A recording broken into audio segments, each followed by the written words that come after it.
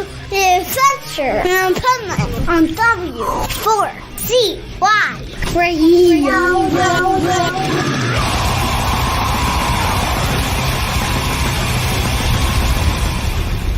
Wake up, America! It's time for the Adventures of Pipeman on W4CY.com, West Palm Beach's #1 internet radio station. Here's your host, the Pipeman. This is the Pipeman here on the Adventures of Pipeman, W4CY Radio, and I'm very excited about our next guest. I know there's a bunch of people in our network that would be excited because we love horror flicks, and this one is really, really cool. You're going to want to check it out. So let's welcome to the show, Jeff Burton. How are you? Hey, I'm doing good. Thanks for having me. Oh, my pleasure. And so tell us a little bit about Ophelia. Where did the brainchild come to, in your head for this? Yeah, so interesting story. When I was younger, I'm from Michigan and grew up just outside of Detroit. And in my city, there's a psychiatric hospital called Eloise. It closed down in the 80s, but at one point it was the biggest in the country, had its own zip code, its own fire department, all of that. It was massive. I remember when it closed down in high school a couple of times, sneaking in and scaring myself, walking around the halls and, pitch dark and just, it was scary. And that feeling never left me. And then a couple of years ago, I got a call from a high school friend who said, "Hey, guess where I'm at? I'm in Eloise." And somebody bought it and they're turning it into a haunted attraction. So the guy turned it, the first floor and the second floor, the basement and the first floor, into a really high level haunted attraction. 2, 3, 4, and 5 is still paranormal investigators, all that kind of stuff. So I asked him, I said, if I come up with these ideas, I want to do like a horror universe, like Conjuring and Annabelle, and, throw in an offshoot like Paranormal Activity. Could I shoot some of it here? And he's like, yeah, 100%. So I spent the next year, some with a writing partner and some on my own, coming up with 3 completed scripts for full-length movies. And then we decided, instead of lookbooks and, business plans and all that stuff, let's just do a proof of concept short. What do we want that short to be? It's got to stand on its own. It's got to get there. It's got to, and the idea for taking the character out of one of the movies and giving her own short film, in a sense, and kind of introducing people to what this could be. And you know what? Right off the bat, like even from the trailer, it catches my attention right off the bat, which is the key to what you want. Because listen, you don't catch somebody's attention there, where are you going to catch it? But right. But it interested me totally because of the fact that I've had my own experience with A, paranormal, but B, psychiatric hospitals.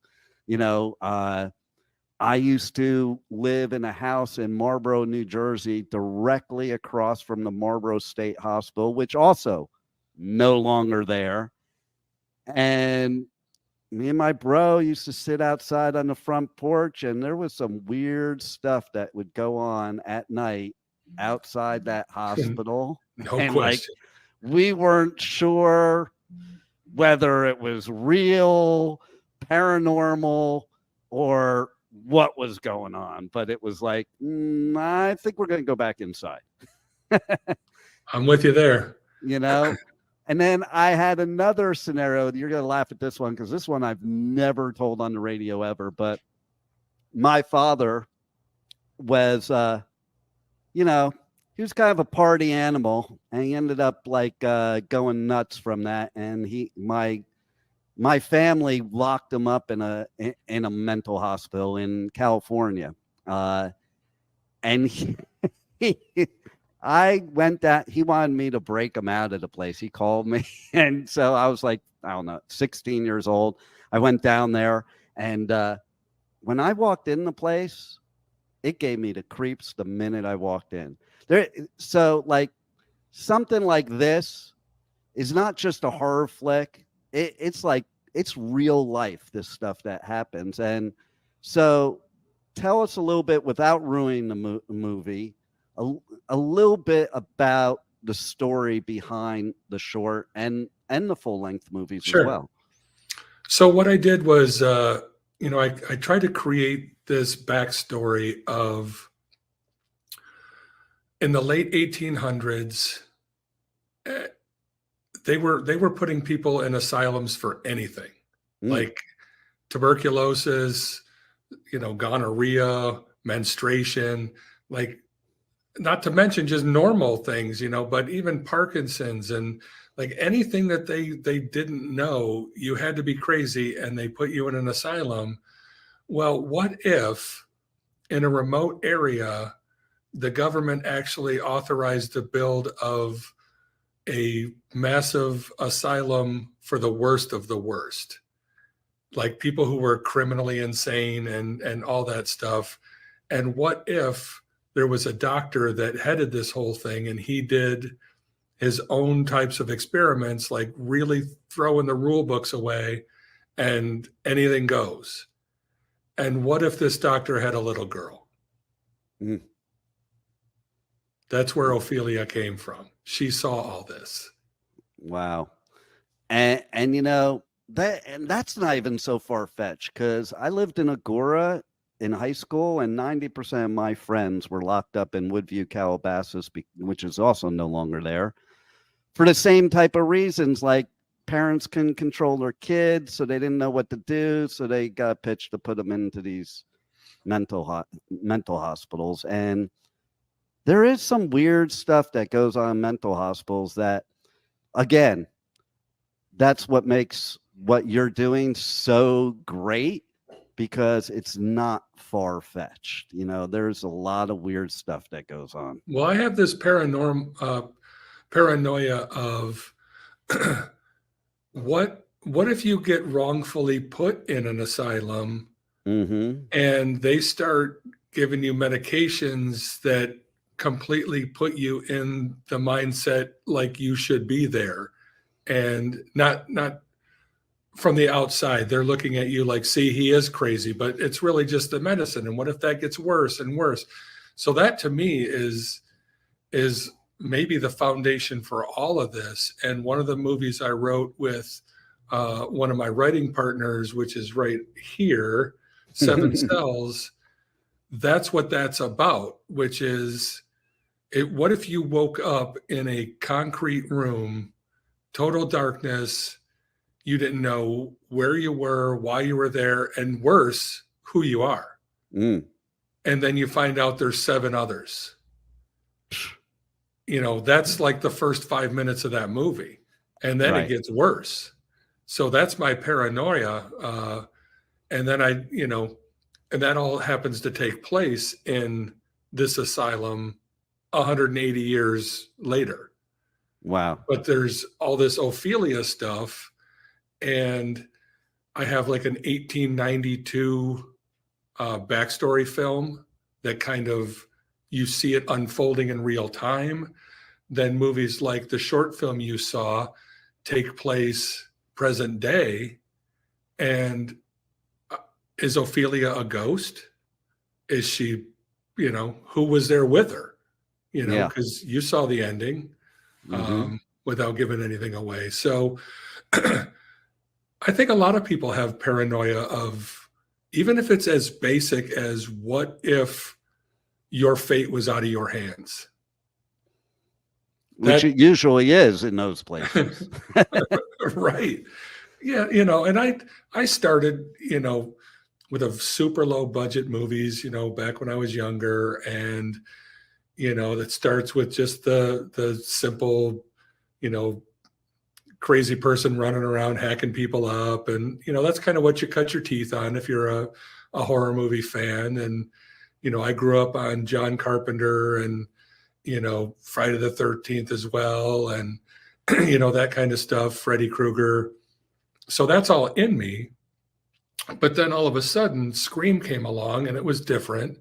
Then, the Blumhouse stuff with, their take on their early films, which, you get Annabelle and Conjuring and, different things from that time period, including Paranormal Activity. And so,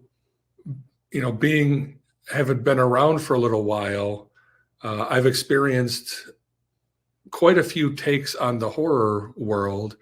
And I was also lucky enough, again, being from Michigan, when I made my first movie, I was introduced to a gentleman named Bill Vincent, who is the Michigan State University screenwriting professor. He was Sam Raimi's professor, and Sam Raimi did The Evil Dead and Army of Darkness and a bunch of great movies, including, Oz the Great and Powerful, plus the latest Doctor Strange multiverse movie. So he's a big time director, but he started with a couple $100,000, coming up with this idea in Michigan with his MSU professor. And I was lucky enough that professor introduced me to his brother, Ivan, who wrote Army of Darkness, Spider-Man 3, Drag Me to Hell. We became friends and we did some writing together. I did some writing with Bill Vincent, the professor. I also did some writing with a gentleman named Chuck Farrer, Pfarrer, and he's a former Navy SEAL who actually wrote the movie Navy SEALs back in the day with Charlie Sheen, and then went on to do quite a few big movies like Hard Target and The Jackal and Red Planet and, a whole host of movies. And working with these people, it really brought out, I was more visual. I cared about the shot and I cared about the audio and the sound design because I'm a former musician who, recorded hundreds of songs and scored my first 8 movies. But once I met these people and they taught me how to put a basic plot line together, movies have to have beats. You have to scare people at certain points. You got to do this stuff.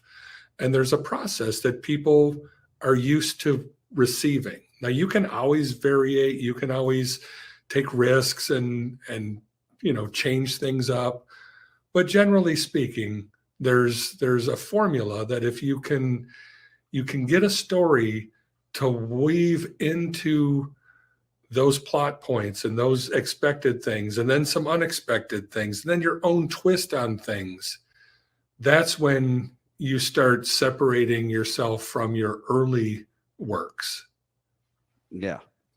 And you know what, though?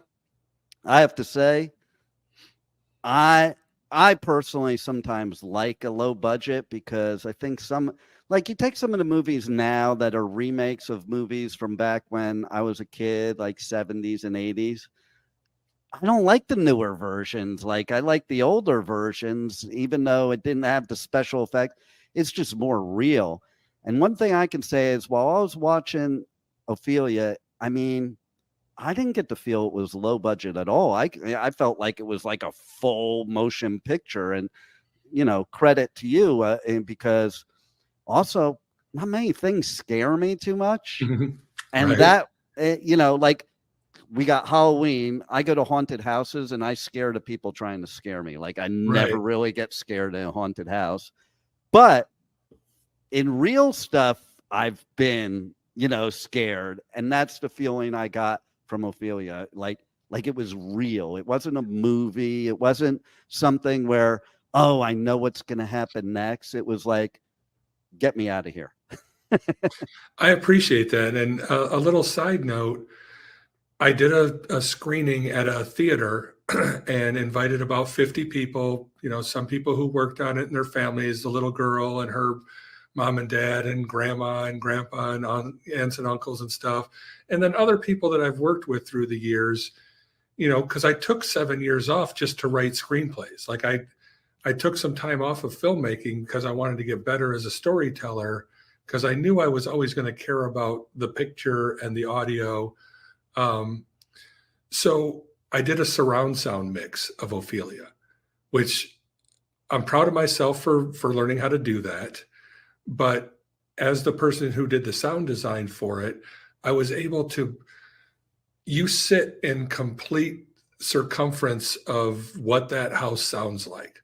All that atmospherical, rumbling and those sounds and what have you are going on all around you, and giggles over here and creaking floorboards over here.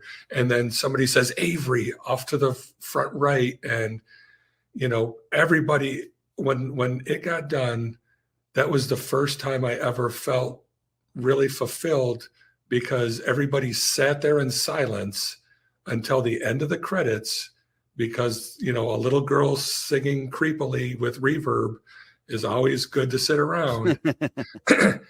And then they stood up and applauded. And I felt like they got it, because it was so important to me to have the audio really take and immerse people in it. Because if the audio's bad, as a viewer, it takes you out of the enjoyment. You can still follow the plot and this and that, but I felt like Ophelia that house deserved to be a character. Mm-hmm. And that the audio, I agree with you, because the audio is what makes it more real. It makes you kind of engaged with it, and it's just like doing radio or a podcast. Like, there's people out there that have great content. If their audio is terrible, I don't want to hear it. It's like, right. It would not do it for me. And in the same way, a movie, like, I'm one of those type of people that, and people will say, how do you do that? Like, I'll watch a movie while I'm working, at night, or I'll watch a movie doing other things. It's the movie that gets me to stop doing those other things and sit and literally get consumed by the movie. That's a good movie. And to me, that's what Ophelia is. Well, I appreciate that. I think one of the first thoughts after deciding to make a short version of one of the features was, I don't want to start at the beginning, have a little bit of the middle, have a little bit of this, have a little bit of that. I want to take these characters and let's assume that this was the second to last group of paranormal investigators that went into this house before the feature film.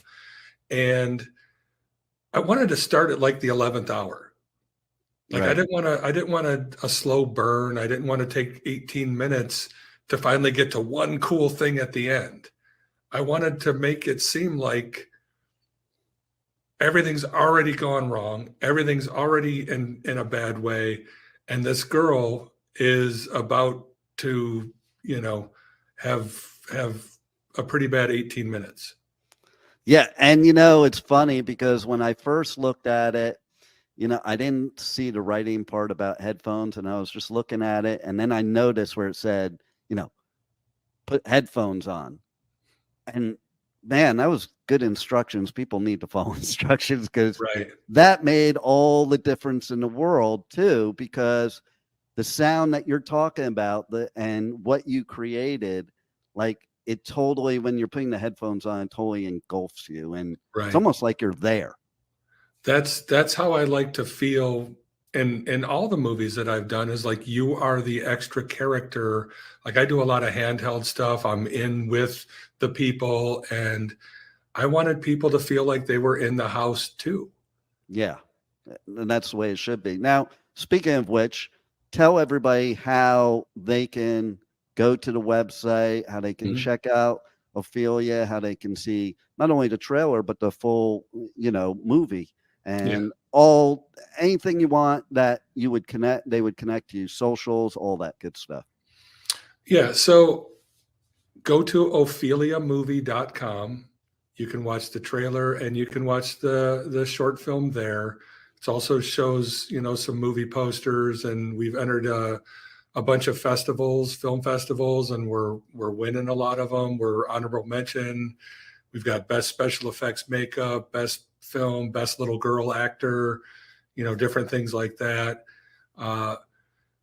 As you said, I recommend the best audio situation that you can possibly do, whether it's headphones.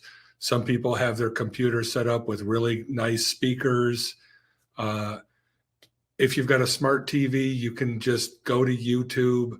You can put in Ophelia short movie. It pops up. Turn on your sound bar, turn on your subwoofer, because you're going to feel it, and just enjoy it. I mean, you can go to Shadow Lake Films on Instagram, reach out to us there. We just got that going. But the big thing here is just to share this short with people, get some buzz, and we want to turn this into finding the right people to make the films with. Well, I think it is definitely the next best thing in horror, because also too, like you said, you've gotten awards and people really love it at the film festivals. And that says a lot, because of any genre of movies, horror movies in those scenarios at those film festivals, there's a lot of competition. A lot of competition. So it says huge things that you or even notice, much less get awards in there. So that's a big reason in and of itself for people to check out the movie, for sure. Yeah, I appreciate that. Is there anything else you want to let the listeners and the viewers know that we haven't covered already that they need to know about Ophelia? No, I mean, I like keeping a certain level of horror movies alive. It's not even just Halloween. It's people like to be scared, whether it's roller coasters. I like to do stuff that is a little fantastic in the sense that, you can get lost in it with not like mafia movies scare me, war movies scare me. This is good fun to me. And I think all the independent filmmakers out there, that are wondering if they should make a movie, just do it. I did it for no money, no idea what I was doing, and eventually got a little bit better and a little bit better. And it takes time, but just start, just do it. Nice. Well, I think that's great advice. I also think, since I do all like the music festivals, especially like the Danny Wimmer festivals, and just putting it out there, this would be a great idea. Like they have comedy things sometimes. It would be a great idea to have Ophelia or any of your other works in a music festival environment like that too, because it just goes hand in hand. So I'm just putting that out there in the world. I completely agree. My first movie, I recorded 16 bands for the soundtrack. A lot of the music made it into the movie. I had a scene in the movie where there was a battle of the bands happening in the movie. So, people could get exposure that way. I sold copies of the CD. I'm a firm believer that music and sound in movies matters. In horror movies, it's key. There you go. Absolutely. 100%. Well, I thank you for giving us this, because it's great creativity. I love it. I know all the listeners will love it. And thanks for being on the Adventures of Pipeman. Yeah, I really appreciate it. It's good to meet you.